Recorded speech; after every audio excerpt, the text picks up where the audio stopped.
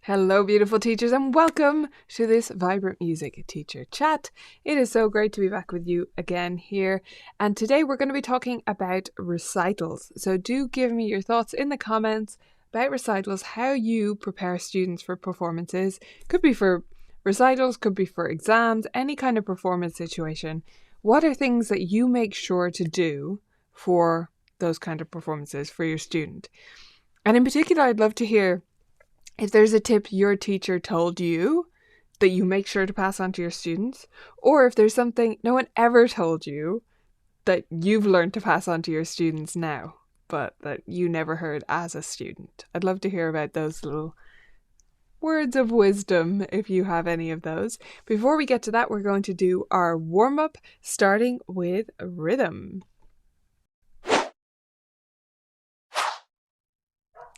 Okay, so we're going to do 2 rhythm railroads today. We'll practice this one before we start, so let's just go through the tokens in case you haven't seen these before.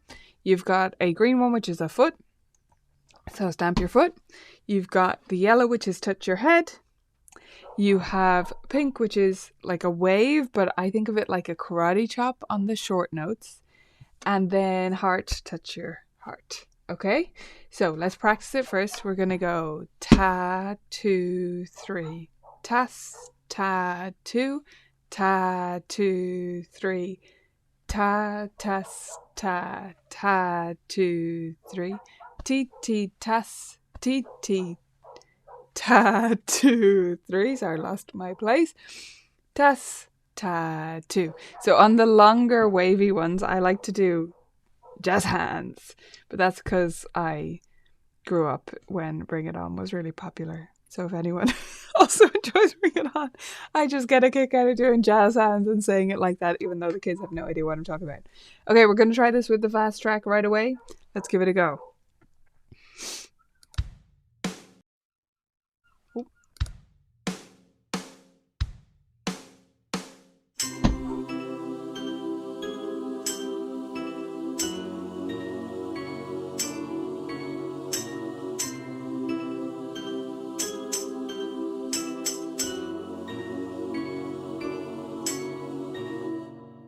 Okay, I know I got distracted by my own jazz hands, but I hope you forgive me. We're going to do one more. Hope you enjoyed that one. Okay, if you didn't try the last one with me, make sure you do it this time. We'll practice again. The new one here is blue, so that's clap. Very simple. Okay, so we'll practice together. It goes ta, 2, ta, 2, ta, 2, 3, 4. T, T, T, T, T, T, no. T, T, T, T. Tum, ti, ta, 2, 3, 4. Ta, ta, ta, 2. Ta, 2, 3, 4. By the way, if you haven't seen me do these a lot, sometimes I use a modified version of Kadai language like that, ta and tt and stuff. And sometimes I count. So at this stage, I would be doing both with students, kind of alternating.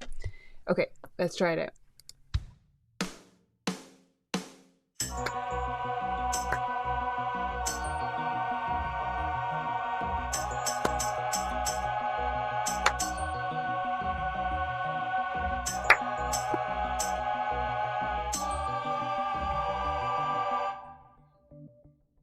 Nicely done if you joined in. One more set of warm-ups to do, wrong direction. We are going to do some singing. If you haven't done these with me before, they're very simple little solfa exercises. Don't have to do it in solfa if that's not your bag, but the first note is labeled in solfa to help you if you want to give it a go. I was talking to a teacher last week actually who's never done any solfa singing and she wants to get into it. The solfa railroads are a great way to get into it for yourself too. Like you can just go a little bit ahead of your students on these kinds of things. And you'll both learn so much and you'll progress with them through the levels. So if you just start at the beginning, you'll be an amazing solfa singer by the time you get to the end of level 8. There are 8 levels. Okay, so this one, I will do my hand signs, attempt to do my hand signs in time. That's what I'm practicing here. And you guys can do the singing with the track. So sing in solfa or just hum, whistle, whatever you want to do.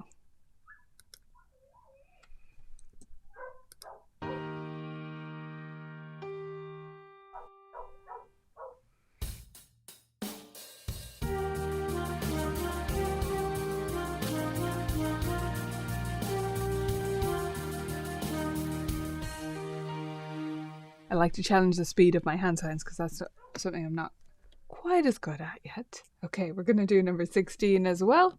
So this one starts on so. Let's give it a try. If you didn't sing along with the last one, this is your last chance. So hop to it.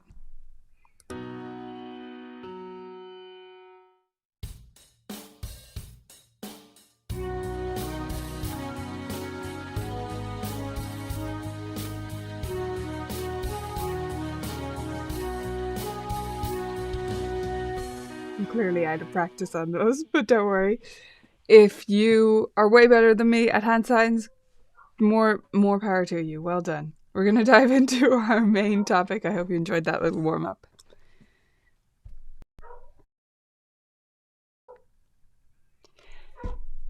So, recitals and performances. How do we prepare students for them? And what else do we need to know when we're doing recitals, concerts, exams, and those kinds of things with our students?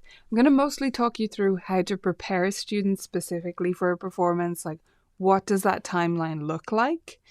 But I welcome questions about recital prep in general, getting things together as a teacher, so feel free to chime in the comments with any questions you might have.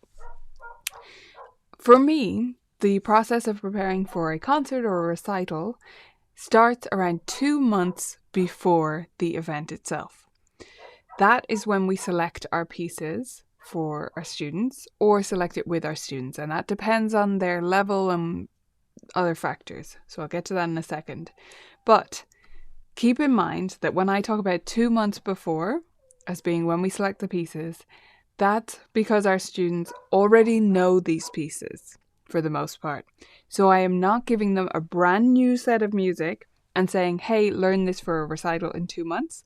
That is too short. You will stress yourself out. Even if they don't get stressed by it, you will be so stressed because you won't feel like they're going to be ready and it'll all be a mad panic. So I don't suggest that if it's a brand new piece. If it's a piece specifically for the recital, especially if you're going to push the level a bit, which you often would with a performance piece like that, I'd say 3 to 4 months out is a better timeline to start preparing that piece. But assuming it's a piece that they've already covered to some degree, then it would be 2 months before for us. And when we're selecting pieces for a recital, there are a few factors. So for our spring concert, we have 2 big concerts, okay? So we have, for reference, like 70 students in our studio, so maybe around 55, 60 will participate in the concert. So we split that in 2 because I don't want a concert to run more than an hour. That's my little benchmark to myself. Now, I have had recitals that have run like an hour and 10 or 15, but I try to avoid it. I definitely don't want it to get towards 2 hours, which it would if we had everyone together. So with that in mind, I need to first know who's in which concert because I don't want any duplicates. There are no duplicates allowed in my concerts, right? So I don't want any 2 students to play the same thing in the same concert. Now, if they're in different concerts and both of them have the same piece that would really be the ideal piece for them, that's fine by me because no one's going to attend both really. So, except us teachers.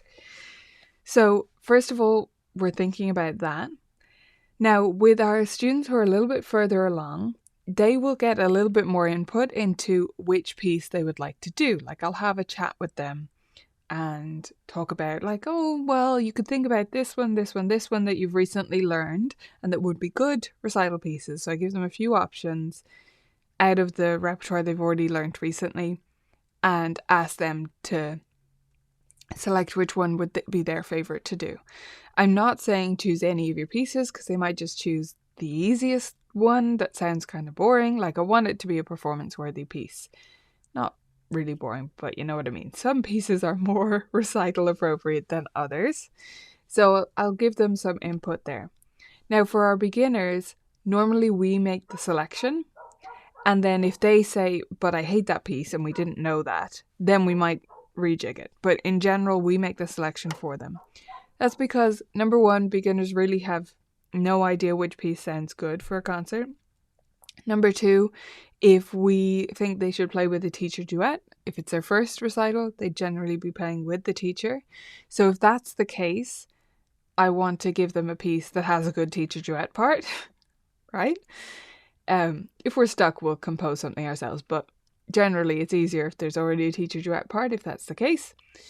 And I also want to be very careful about the overlapping pieces issue I talked about before. And that's more of an issue with beginners. Firstly, because we have more beginners. That's the case in most studios. You'll have more beginners than other levels. And because more of our beginners will be in the same books. When you get to like the intermediate level, students branch off a lot more. There's hardly any students at that level that I can think of that are even in one of the same books. It just doesn't happen that often. So really anything they choose is going to be fine because it's not going to overlap with anyone else. But if we have students that are all in Piano Safari 1, we want to make sure that those pieces are not overlapping. So we make those decisions at our teacher meeting, where I meet with the other teachers who work here every week to do lesson planning and stuff. We'll make the call on all of those beginner pieces at that meeting. And for the more intermediate and above students, they can have some input. Now, in general, that is a piece that they have already learned. Okay? They already know that piece. We've already worked on it. Or if they haven't completely finished it, they're close to, like at the time of us making that selection. If I have a student who I know is a really diligent practicer and they really want to play something specific, they have a specific request for the recital that they would love to learn, I'm happy for them to start something new at that stage, 2 months out from the recital. Because I know that even if they don't pull it together in time, they'll have plenty of backup options because they are always practicing well. And that they're going to be really motivated to learn that piece and it's going to pay off. But with a student who's not that steady on the practice or is more of a beginner, absolutely don't choose something new and give it to them. That's a whole other approach to recitals, and I'm not saying it's a bad one. It's just a totally different way to go, assigning specific pieces for a recital, like giving the student the piece and saying, this is your recital piece that you're going to learn. And again, that would be 3 to 4 months before generally. So yeah, it's just a different approach and it's not what we choose to do here. What we want to do is celebrate students' achievements of that year. And I believe they should have been learning great music all year long, so you'll have plenty to choose from. Okay, so that's our piece selection, and that's about 2 months before. Then, from then on, we start every lesson pretty much at the start. Some exceptions, but generally at some point during the lesson, and usually at the start, we'll have the student run through that piece that is now selected for the recital. If they have more than one, of course, running through both of them. So literally just a run through of it, see how it's going, and then if there's work that needs to be done on it, we prioritize that. So we're making sure it stays in top shape. We don't just tell students, for example, okay, keep practicing that because we're going to play it for the concert. We'll make sure we're checking in on that and holding them accountable that they're not going to slip up on that piece. We also may be working during this time, like 2 to 1 months out, to memorize that piece. If we have a student who was reading that piece and we think it would be a good exercise for them to memorize it, then that would be when we'd be working on it, between 2 months before and 1 month before the recital. So we're starting every lesson with a run through, so we know they're in fairly good shape for this 2 months out kind of time frame. And then we're working on polishing details and dynamics and possibly memorization. And also encouraging them and emailing the parents to encourage them to get it going at home, that they should play this for friends, for family, any opportunity they get, so that they've done lots of mini performances of the piece, all in the lead up to the recital. So that's 2 to 1 month out. Now we get down to the wire, right? We're 1 month out from recital. What do we do now?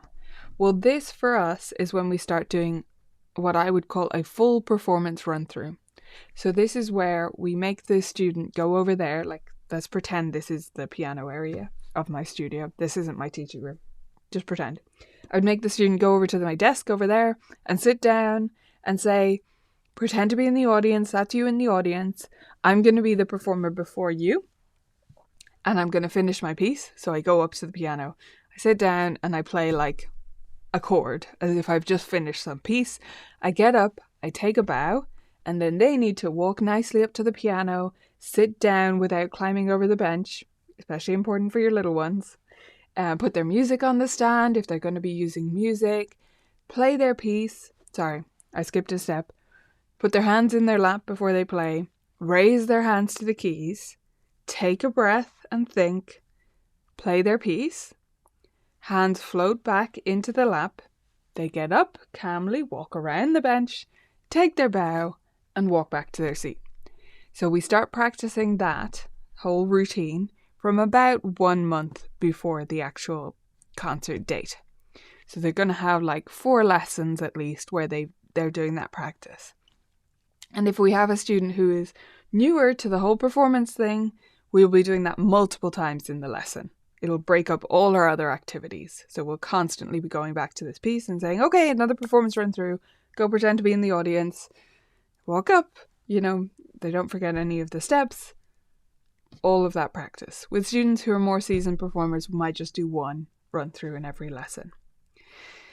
So the most commonly forgotten bit of that is hands on their lap before they start and hands back in their lap when they finish. So it's the hands on the lap thing. And I'm really a stickler for it. Like, I really insist on it, and I try to insist on it as much as possible with the teachers who work here. But inevitably, their first concert, like when a new teacher joins, the first concert that they prepare students for, their students all forget to put their hands back in the lap. I'm like, I told you to emphasize it even more than you think, and they learn the lesson. So that would be my advice to you if you're new to the whole concert thing. And it's so important because otherwise, and you can show your students the opposite as an example of like what not to do. Hands on your lap before you start makes you sit down and give yourself a moment to acclimatize before you start. So it avoids that situation where students sit down and start playing at the same time, or they barely give themselves a second and they like play in the wrong octave, start on the wrong note, have a false start and need to start again because they just didn't give themselves a second to like take 1 breath and think about life. So it's really important. And as Julie said there, hands on the lap at the end helps the audience know when to clap for them. So the audience starts clapping, and it just makes it look like I have finished my piece. I was happy with that situation. I don't want to run back to the audience. And I say all of this to students. I explain how we're communicating with the audience through all of these actions, right? So, and the bow, you look down. You may have heard this advice before. It's very common. You look down at your shoes and you ask yourself in your head, are my shoes tied? Even if you're not wearing laces, so that you bow properly. Because the bow, and I know people often say it's saying thank you. I think the bow says you're welcome. You can debate that with me in the comments if you like. But I think the audience is saying thank you, and the bow is saying you're welcome. I enjoyed performing for you. Like, it's my pleasure. That kind of thing. So that's the whole run through that we do, and we do that at every lesson at least a month before. And then we're also making sure to describe the concert. So if students are brand new to concerts or they've only had 1 or 2, and especially if they're on the younger side, but even if they're older and they haven't done many concerts, we're making sure that they can fully visualize the situation. So first I ask them to describe to me what they think it's going to be like. And hopefully they can say, well, there'll probably be mums and dads in the audience or something like that, or people are going to watch me. But students can often have the weirdest ideas about what's going to happen. I had a student last term who thought that it was only going to be her and her friend playing, and there was no one else playing, and only their parents were going to be there. And I was sure I had already described it to her, but apparently not clearly enough, because this was the impression she had gotten at that stage, which was like a week from the concert. So make sure you're fully describing it, talking about what the space is going to be like.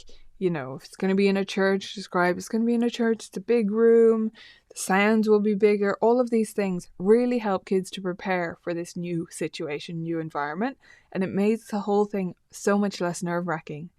If you have a kid who has never even been to a concert, the chances of them like balking at the last minute and just not performing are so much higher if they haven't walked through it, visualized the situation, really understood what this is going to be like. So, describing the concert, doing your practice run-throughs, and then you need some backup plans. So I'd say this is particularly important for those students who are playing from memory, but also even if they're playing from the score, we have a backup plan for what you're going to do if there's a memory slip or a whoops that you just, something goes wrong and your brain and hands kind of run away from each other. You know that feeling? I'm sure we all do. And you have that moment where they catch up together and kind of crash. If that happens, here are the spots we're going to start from. So we practice starting from those spots. We practice jumping to those spots. This is something I picked up, really practicing this as a jump from Christina Whitlock. Shout out to Christina once again and her wonderful podcast, which is Beyond Measure. So you mark several spots on the music that are good starting points, like starts of phrases, big sections, that kind of thing. And then you practice with your student playing the piece and you just say jump or something like that, and they need to jump to the start of the next section. So what you're practicing there is, if I mess up, I know how to jump immediately to a new section so that people barely notice what happened. And only me and you will know. Like, only me and the student, the teacher and the student will know. So you come up with these backup plans, and then I suggest you also start working on some mindfulness exercises, because in a performance, there are two big enemies to you performing well. The first one is you don't know your piece. You haven't practiced enough. Okay, so I think we know enough to remedy that situation or help students remedy it to the best of our ability. And there's only so far that we can control that. But the second one is you get in your head about it in some way, shape or form. Like you distract yourself in your head. If you've ever been in a performance and you start thinking about potatoes or something, or another piece that you know, and it gets all jumbled up with this one, or like a pop song or something distracting like that, or anything, thoughts just pop into your mind. And you need to have practice at bring yourself back into the moment so that you can get back into your performance and not let that result in that feeling of my brain's over here and my hands are over there still playing, and suddenly they crash into each other and I'm stuck. So working on mindfulness exercise is really good for this. Breathing exercises and things like that. And we also have a game inside Vibrant Music Teaching, which is called Phoenix Flames. And actually another good one to do would be Dragon Distractions. Both of those work on this, like coming back into the moment when you do have those slip-ups in terms of your concentration or having negative thoughts even about your playing, focusing on a mistake that you've already made. You need strategies to bring yourself back into the present moment so that you can keep performing at your best. The last thing in terms of the performance preparation is that about 1 to 3 weeks out, it really depends on the timetable and how things shake out, but somewhere in there we will have group workshops here, which can act as a kind of dress rehearsal. So they play for other students and they get to see how ready they are and then continue to practice at home before the bigger day. What I don't do is have a dress rehearsal at the venue. I know some teachers do that and I think it's great if you can. That would mean paying for a whole other day. Like there would be no way to do it on the same day or anything. So it just isn't feasible logistically for me, but great idea too if you can. But I like to just do group workshops here at the studio, whatever groups we can get together, and have them play for other students. So they practice all that performance etiquette stuff again. When students are in the audience at those group workshops, they're supposed to remember and point out if someone misses one of those steps. So they generally don't comment on the student's actual performance. What I have them point out to them is, you didn't put your hands back in your lap, you didn't bow enough, or things like that, because it kind of takes the pressure off of them in the audience, because they're not having to say something that they feel is kind of rude, kind of hypercritical. It's just about the performance etiquette stuff. Not that that's not important, but they don't feel as mean saying that. So it's fine for them to point that out. So yeah, those group workshops, It's about 3 weeks before previously, but the last couple of years what I've done is actually have those group workshops replace regular lessons for the week of the concert. So it's directly in the lead up to the concert. There are pros and cons to each. Doing it 3 weeks before did give them more time to then reflect after that, make sure that they're really ready and all that good stuff, and have more practice time. But doing it right before means it's fresh on their mind in terms of the performance and the experience, and they still do have a little bit of time usually to prepare before the concert. The other reason though that we do them the week of the concert is the spring concert we generally hold on a Saturday, and we also teach on Saturdays. So by scheduling this group week, it means we don't have to work out the clash of the lessons versus the concert that would happen on Saturdays, because everyone is having group workshops all week and they can attend as many of those as they want on any of the days that they want, including the Saturday morning directly before the concert. So that's my preparation process. Let me know if you have any questions about it, questions about concerts in general, or any random questions that show up for you.